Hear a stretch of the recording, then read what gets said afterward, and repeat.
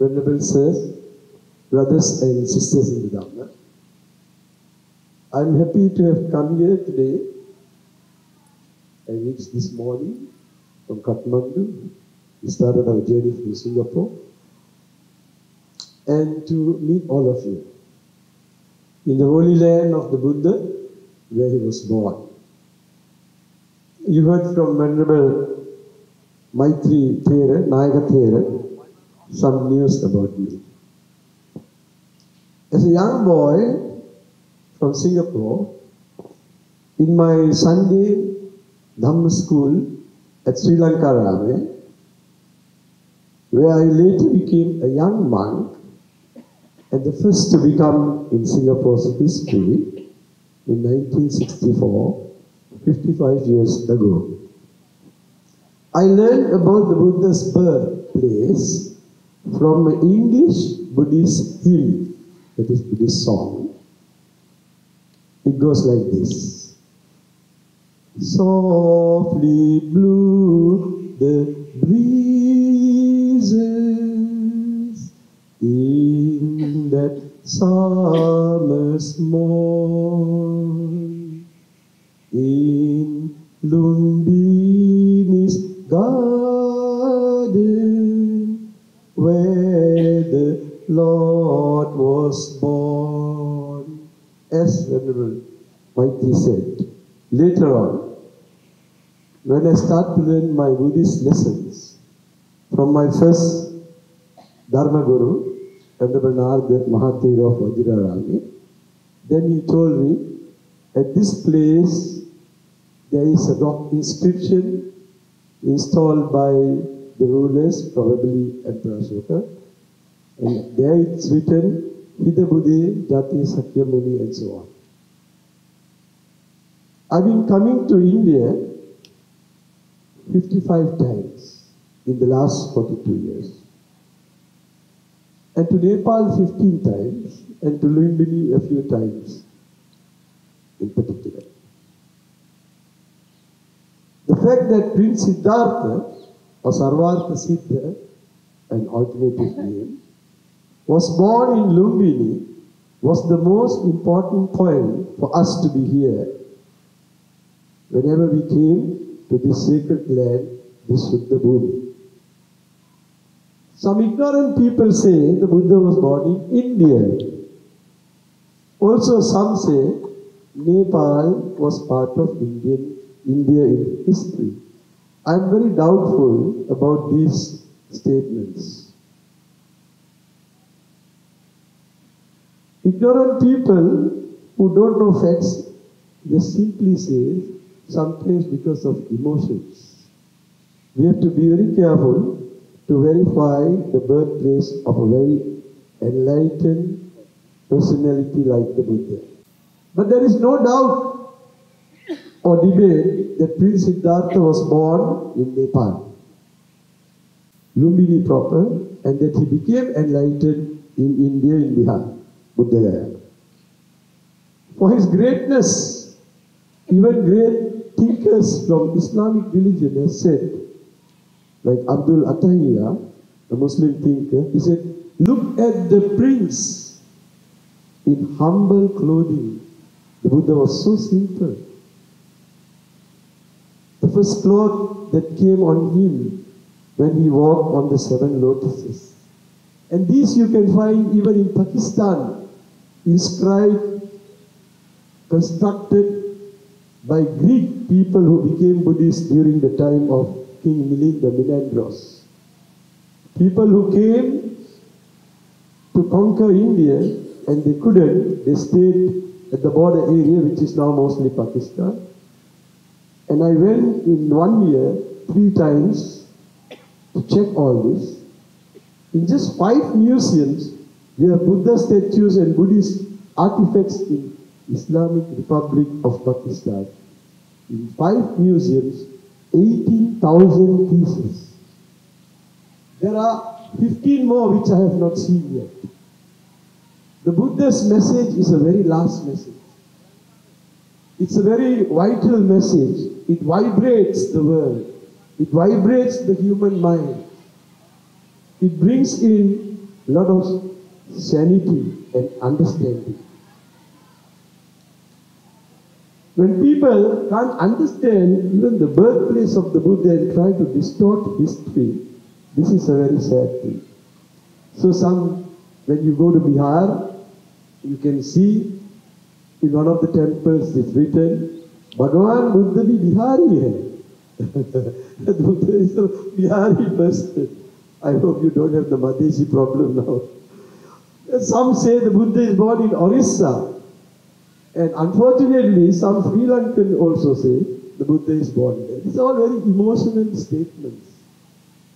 Don't be taken by all this. Archaeologists, scientists, and human history has shown that Lumbini is the place. You cannot change world history by speculation.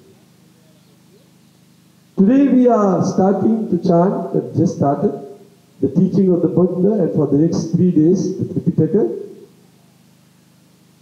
which has 3 baskets. The rules, the discourses, and the metaphysics. Sutta, Vinaya, and Abhidhamma. Of course, some of these parts are made by monks at later times to make it complete. And then we have divisions of Theravada, Mahayana, Vajrayana, it's no problem. Because we are not enemies. We don't fight like Shia Sunnis. We work very closely.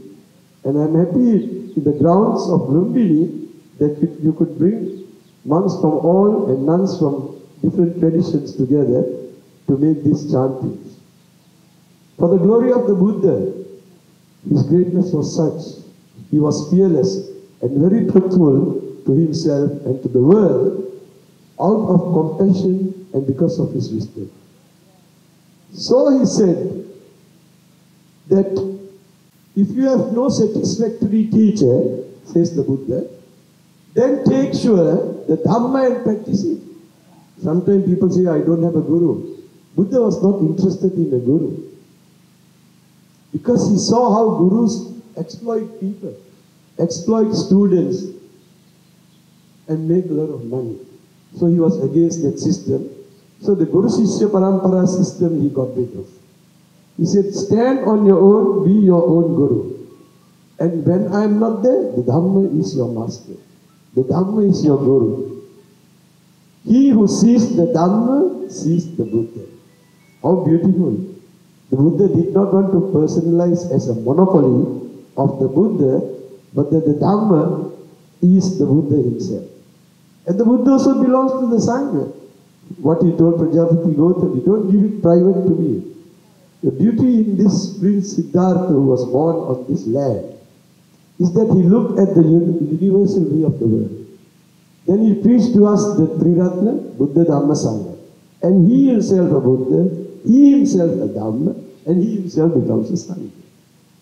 See that collaboration, the universal character, how far you can go in the teachings of the Buddha.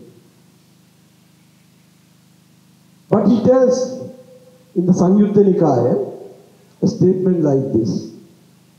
To the monks he said, imagine that the whole earth was covered by water and that a man was to throw a yoke with the hole in it into the water. Blown by the wind, that yoke would drift north, south, east, west. Now suppose that once in 100 of years, a blind turtle was to rise to the surface. What would be the chances of the turtle putting his head through the hole of the yoke? In the yoke, as he rose to the surface, maybe once in 100 years. So the answer, it would be very unlikely. Lord Buddha, the monks replied. Very seldom it can happen. Which means it's a very rare thing. So the Buddha said the Dhamma is like that. And now you are born as a human being, which is a very rare thing. Like the turtle going through the hole and seeing once in 100 years. It is just as unlikely that a Tathagata, the Buddha, A fully enlightened one should appear in the world. Very rare thing. So Nepalese people are fortunate people. Not just because of Mount Everest. The highest human being bestowed on earth, the Buddha. Buddha was very interested to see that we have good moral conduct. I understand from history that Nepalese are seeking a new society, new era now. We hope that the teachings of the Buddha can help you to get all this what you want. Great is the Buddha's way of the teaching, the Dhamma, concerning one's proper moral conduct. Less corruption, don't be lazy, work hard, earn your living, know the size of your shoes, don't overspend. Don't be exploited by dominant countries around you or rich people who exploit you. Without deception, without belittling others, thinking as yourself with others, following a moderation system. I think the other day, Nepalese were worried because the Rohingyas came to this country. We don't want any extremism. Whether it's Sri Lanka or Burma, the extreme things the Buddhists did is also not good at all. We must admit our mistakes. All are human beings, we have to understand in the first place. Buddhism is the middle way. You can't go to extreme to kill anybody. If any monk supports the war, he's no more a monk because it supports killing. The Buddha's compassion was like that. The value of the Buddha's teaching stands because of his compassion. Pāṇātipātā Veramani. So, Hazrat Inayat Khan, the Muslim great thinker, he said, Buddha's image as a symbol inspires not only the Buddhist people, but every thoughtful mind will love the Buddha, he says, because the Buddha shows balance, quietude, peace, the absorption of within, purity of character, beauty of personality. The Buddha was so handsome. Why? Because Nepalese people look very beautiful when they are young. Men or women, many of you who have that features of the Sakyas or Kolias or Nevaris or others, Nepalese people are special people. There must be a reason why the Buddha chose from heaven to come to earth and be born in Nepal. And then it says, Hazrat Inayat Khan, this Muslim great Sufi thinker, says, the Buddha's personality, his greatness, he has a restful attitude and perfect wisdom. Even Muslim thinkers can value the Buddha. In Iran, Persia, the word Buddha, because Buddhism was there also. Bud means beautiful. So if anything is beautiful, in Iranian language, Persian language, they say, it is Bud. That's become a national word in the country, in their own language. The Buddha, you know, as Prince Siddhartha, he had a son. The son was Ravana, who later became a monk. The Buddha took him to the temple. He asked him what like this one day. What do you think about this? He took a mirror and showed him. Then Rahula replies, because the Buddha asked him, what is the purpose of a mirror? Rahula says, the purpose is reflection, that you can see from it. Like that the Buddha said, when you do any action by your mind, body, or by your words, do your action by careful reflection. Simply don't do actions. Always do actions which are meaningful, purposeful, with an intention to do good to yourself and to society and to people by and large. The Buddha gives assurance. Science is always hypothetical. They always say this is what we know so far. We don't know after that. But the Buddha says no. Done is what to be done. No more is left to be done. Once you are enlightened, you are all right. You are fully liberated. You immerse into the space. You are not lost forever. Physically you can't see, spiritually they survive. What is the use of becoming enlightened and becoming nothing? But only you think we say everything which is dravya, material, is impermanent. What we see, what we feel, what we touch, nothing is permanent as such. So we don't say Buddhas are permanent. We don't use that word. But they are there. That's why Pachup, when you worship the Buddha, you worship the Buddhas who are Pachupanna, who are living now also. Because not all Buddhas are gone into the thin air and lost.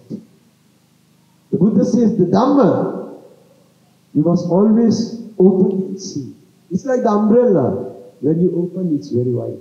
When you close, it's like a stick. The mind is also like that. The Dhamma, when it is open, it shines. When you don't open, you just sit in the temple and think yourself, it doesn't shine. So the Buddha says, preach the Dhamma. Make the Dhamma known. His whole life, 45 years, he went preaching everywhere. I was happy when I became a young monk. I was only 11 years old. And I could speak in English for 1 hour and give a Buddhist sermon, Dhamma Desana. So this is because I learned the Dhamma from Venerable Narada, who established Buddhism in this country when Buddhism was thrown out, banished, prohibited to practice. Buddhism is not just a teaching of religion. It teaches everything that the human being needs. Organization, social organization, political organization, how you take care of your economics, Buddhist economics. Buddhism is everything. It's not just for monks and nuns. It is for everybody. As much as it is good for the young, so is it good for the old. It can be good for the children as well. It is so. It is for every person. Not only human beings, for animals as well.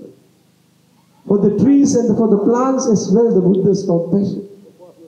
So you have Buddhism growing very fast, like wildfire. In America, we have more than 3,000 Buddhist organizations. Registered ones. Not registered ones, much more. And Zen Buddhism have grown very much in America and other places in the world. A lot of beautiful stories. I don't have time like the earlier Venerable made jokes and told you in your language. I hope one day I will speak in Nepalese language.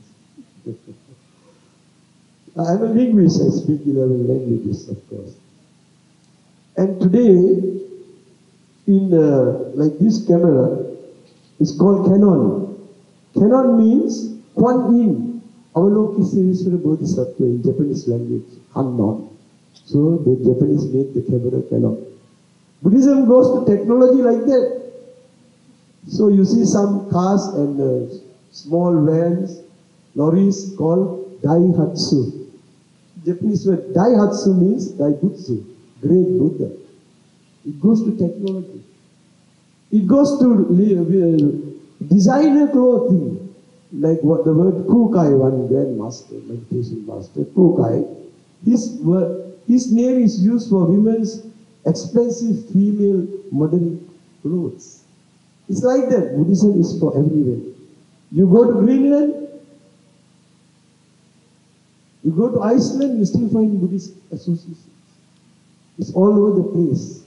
So Buddhism grows because of all that good things.